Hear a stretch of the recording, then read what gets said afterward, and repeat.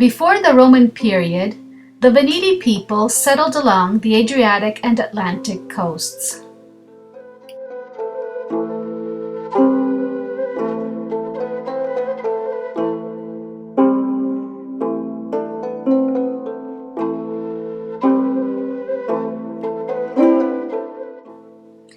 The ancient Veneti used to offer their swords to the waters.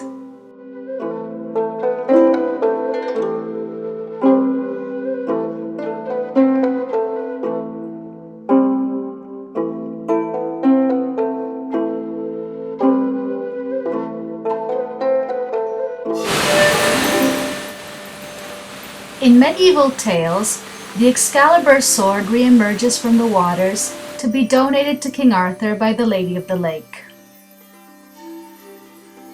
Along the shores of the Atlantic Ocean, the Veneti had colonies in Brittany, Wales, Scotland, and Donegal, precisely in the regions where the Arthurian saga developed.